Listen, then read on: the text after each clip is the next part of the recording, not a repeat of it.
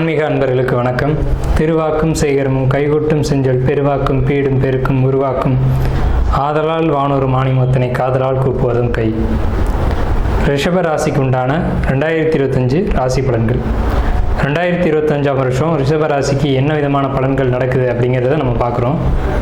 முதல்ல இந்த புத்தாண்டு அப்படிங்கிறது புதன்கிழமை அன்றைக்கு பவகரணத்தில் உத்திராட நட்சத்திரத்தில் பிறகுது. ஸோ இந்த அமைப்பு அப்படிங்கிறதே முதல்ல ஃபஸ்ட்டு ஒரு நல்ல ஒரு நட்சத்திரம், நல்ல ஒரு கரணம், நல்ல ஒரு திதி, நல்ல ஒரு கிழமை இப்படின்ற ஒரு அமைப்பில் தான் இந்த புத்தாண்டு பிறகுது அப்படின்ற ஒரு விஷயம் இருக்குது. ஸோ இந்த புத்தாண்டு எல்லா ராசிகளுக்கும் நன்மைகளை கொடுத்தாலும் ஒரு 4 ராசிக்கு மட்டும் அதிகபட்சமான நன்மைகளை கொடுக்குறாங்க.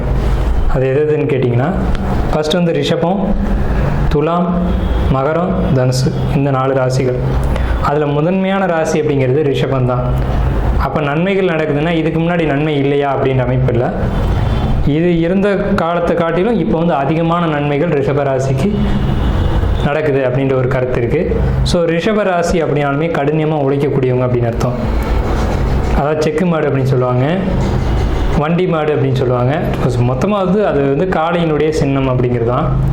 காளை ரொம்ப பொறுமையானது, நிதானமானது, அதே சமயத்தில் கடினமாக உழைக்கக்கூடியது. இந்த ஒரு அமைப்பு அப்படிங்கிறது ரிஷபராசிக்கிட்ட எப்போதுமே உண்டு. இப்படிப்பட்டவங்களுக்கு எல்லா காலமும் பொற்காலம் தான். ஆனால் இந்த எப்போவுமே ஒரு வருடம் பிறக்குது அப்படின்னாலுமே இந்த வருடம் நமக்கு எப்படி இருக்கும் அப்படின்ற ஒரு கேள்வி எல்லாருக்குள்ளேயும் இருக்கும். ஸோ உங்கள் ஜாதகத்தில் உங்களுடைய தசாபத்திகள் அமைப்பு ஒரு நல்ல விதத்தில் இருக்கும் பட்சத்தில் இந்த 2025 இன்னும் சூப்பராக தான் இருக்கும் அப்படிங்கிறதுல மாற்றுக்கிறதுக்கு இடமில்லை. ராசி பலன் அப்படின்னு அடிப்படையில் எடுக்கும்போது முதல் தரமான நன்மைகள் நடக்கூடிய இடத்துல முதல்ல இருக்கக்கூடியவங்க யாருன்னா ரிஷபராசிக்காரங்க தான். ஸோ அப்படிப்பட்ட உங்களுக்கான இந்த வருட பலன்கள் அப்படின்னு பார்க்கும்போது இந்த வருடம் வருட கிரகங்களுடைய நிலவரம் அப்படின்னு பார்த்தா உங்களுக்கு சனி பகவான் உங்கள் ராசிக்கு லாபஸ்தானம் சொல்லக்கூடிய 11ஆம் வீட்டுக்கு வராங்க. இந்த பயிற்சியாகி வராங்க மார்ச் 29ஆம் தேதி அன்னைக்கு. ஸோ உங்கள் ராசியிலேருந்து 10ஆம் வீட்டில் ராகு பகவான் பயிற்சியாகி வராங்க. இது வரைக்கும் லாபஸ்தானத்தில் இருந்த குரு ராகு பகவான் 10ஆம் வீட்டுக்கும் 10ஆம் வீட்டில் இருந்த ராகு பகவான் லாபஸ்தானத்துக்கும் இப்படி மாறி மாறி பயிற்சிகள் அப்படிங்கிறது இந்த ரிஷபத்துக்கு நடக்குது. இந்த வருடத்தில் குரு பகவானுடைய அமைப்பு இந்த ரிஷப ராசிக்கு எப்படி இருக்குது அப்படின்னு பார்க்கும்போது ராசிக்கு 2ல் வர்றது அப்படிங்கிறது ஒரு குருபலன் அப்படின்னு சொல்லக்கூடிய ஒரு நல்ல விதமான ஒரு அமைப்பு தான். குருபலன் அப்படின்ற ஒரு அமைப்பு அப்படிங்கிறது ஒரு நல்ல ஒரு திருமண தடைகளை விலக்கி கொடுக்கும், குழந்தை ஒரு அமைப்பு பாக்கியங்களை கொடுக்கும், அதே மாதிரி உங்களுக்கு வீட்டில் சுபகாரியங்கள் அப்படின்ற ஒரு அமைப்பு கொடுக்கும். இந்த மாதிரியான ஒரு அமைப்பில் குரு பகவான் 2ஆம் வீட்டுக்கு பயிற்சி ஆகிறாங்க. இது வரைக்கும் ராசியில் வக்ரமாக இருந்த குரு பகவான் மே மாதம் 14ஆம் தேதி அன்னைக்கு உங்களுக்கு ரிஷப ராசிக்கு பயிற்சி ஆகிறாங்க. அன்றைக்கி பார்த்திங்கன்னா ரிஷப ராசிக்கு பயிற்சி ஆகிறாங்க. உங்கள் ராசிக்கு 4ஆம் இடத்துல கேது, 2ஆம் இடத்துல குரு பகவான், 10ஆம் இடத்துல ராகு, 11ஆம் இடம்ன்ற லாபஸ்தானத்தில் சனி. இதுதான் இந்த வருட கிரகத்தினுடைய கிரக நிலவரம் அப்படிங்கிறது. இதனால் என்ன நன்மைகள் ஏற்படும் அப்படின்னு பார்த்தீங்கன்னா, குரு பகவான் பார்வை அப்படிங்கிறது உங்கள் ராசியிலேருந்து 6, 8, 10 இந்த இடங்களை பார்க்குறாங்க. சனி பகவானுடைய பார்வை அப்படின்னு பார்த்தீங்கன்னா உங்கள் ராசிக்கு 5ஆம் இடம், ராசிக்கு 8ஆம் இடம். சனியுடைய 3ஆம் பார்வையாக ராசியும், 5ஆம் பார்வையாக உங்கள் 5ஆம் இடத்தை 7ஆம் பார்வையாகும், உங்கள் ராசிக்கு 8ஆம் இடத்தை 10ஆம் பார்வையாகும். இப்படி சனி பகவானுடைய பார்வை அப்படிங்கிறது இருக்குது. ஸோ இந்த ஒரு அமைப்பு தான் உங்களுக்கு கேது 4ஆம் இடத்துலேயே ராகு 10ஆம் இடத்துலேயும் இருக்கிறது ஒரு பொதுவான ஒரு நல்ல அமைப்பு அப்படின்னு சொல்லலாம். எப்போவுமே 3, 6, 10, 11 இந்த இடங்களில் ராகு கேதுகள் பேச்சு ஆகிறாங்க, சனி பேச்சு ஆகிறாங்க அப்படின்னா நல்ல பலன்கள் மட்டும்தான் கொடுக்கும். பர்டிகுலராக இது எந்த விஷயத்துக்கு நன்மைகளை கொடுக்கும் அப்படின்னு பார்த்தீங்கன்னா, தொழில். நீங்கள் என்ன தொழில் செஞ்சுக்கிட்டு இருந்தாலும் சரி, பர்டிகுலராக சனியினுடைய காரத்துவ தொழில்கள் செஞ்சீங்க அப்படின்னா ரொம்ப சூப்பராக இருக்கும். சனியினுடைய காரத்துவ தொழில்கள் அப்படின்னு நம்ம எடுத்துக்கிட்டோம் அப்படின்னம்னா மணல், அதே மாதிரி ஆயில், அதே மாதிரி பழைய பொருட்கள் பழுது பார்க்குறது, இந்த மாதிரியான தொழில்களில் யாரெல்லாம் இருக்கீங்களோ உங்களுக்கு இந்த 2025ஆம் வருடம் டாப் மோஸ்டான ஒரு தொழில் லாபத்தையும் தொழில் வெற்றியும் கொடுக்கும். ஸோ இது தொழிலை பொறுத்த வரைக்கும் மற்ற தொழில்களுக்கும் நன்மைகளை தரும் அப்படின்னாலும் கூட இந்த ஆயில் பிஸ்னஸ் பண்ணுறவங்க, அதாவது பெட்ரோல் டீசல் அல்லாத வேறு ஆயில், மற்ற ஆயில் பொறுத்த வரைக்கும் நல்ல ஒரு லாபத்தை கொடுக்கும். மணல் சார்ந்து மணல் ரிலேட்டடான எந்த ஒரு தொழில் பண்ணுறவங்களுக்கும் பெரிய ஒரு வெற்றியை கொடுக்கும். அதே மாதிரி கட்டுமான தொழில்களில் இருக்கக்கூடியவங்களுக்கு பெரிய வெற்றியை கொடுக்கும் அப்படின்ற ஒரு அமைப்பு இந்த 2025 ரிஷபராசிக்கு ஒரு அமைப்பு இருக்குங்க.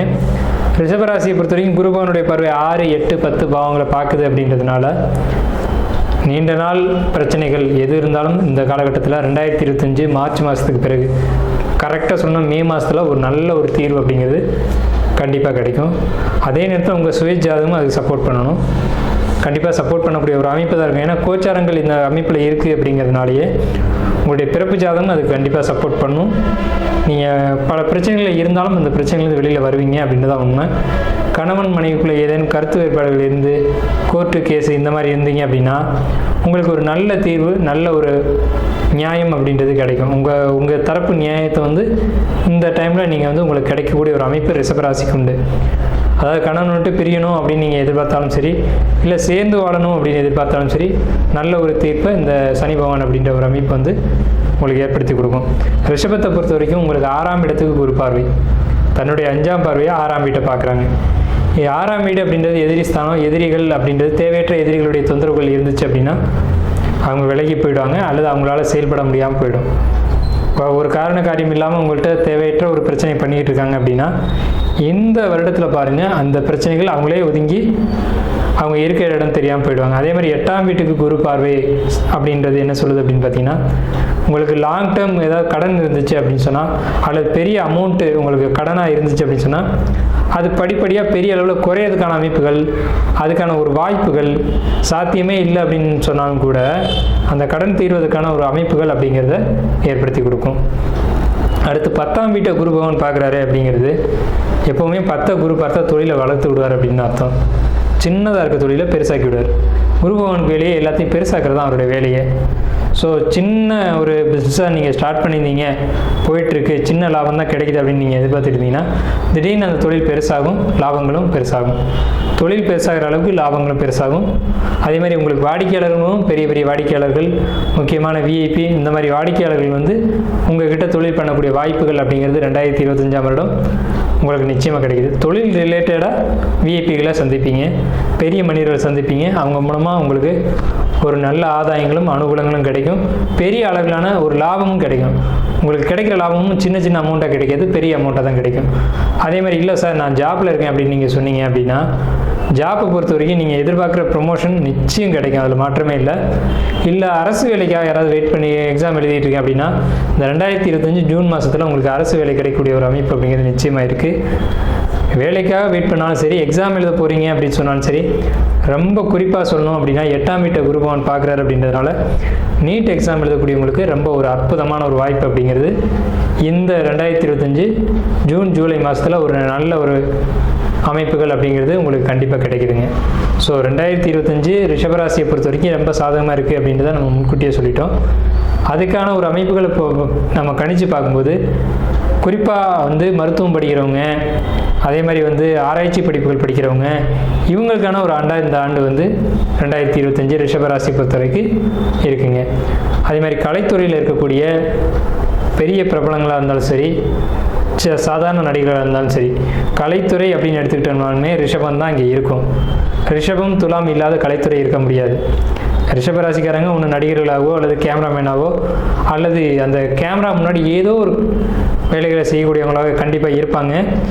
இந்த ரிஷபம் பொறுத்த வரைக்கும் இந்த 2025ஆம் வருடம் ரொம்ப சிறப்பாக இருக்குது அப்படிங்கிறதுனாலேயே உங்களுக்கு இந்த 2025ஆம் வருடம் கலைத்துறையில் இருக்கவங்களுக்கு தான் மிகப்பெரிய வெற்றிகள் அப்படிங்கிறது நிச்சயமாக இருக்குது. அதை வந்து உறுதியாக சொல்லலாம். கலைத்துறையில் இருக்கக்கூடியவங்க ரிஷபராசிக்காரங்க பர்டிகுலராக இருந்தாங்க அப்படின்னா பெரிய அளவில் வெற்றி. அதே மாதிரி பரணி, பூரம், பூராட நட்சத்திரக்காரங்க இருந்தாலும் அவங்களுக்கு மிகப்பெரிய வெற்றிகளை கொடுக்கும். நீங்கள் எதிர்பாராத உயரத்தை நீங்கள் இந்த வருடம் தொடுவீங்க. ஸோ இது ரிஷபராசிக்கு உண்டான 2025 பலன்கள் அப்படிங்கிறது. இதோடு நம்ம இந்த வீடியோ நிறைவு செய்வோம். நன்றி, வாழ்த்துக்கள்.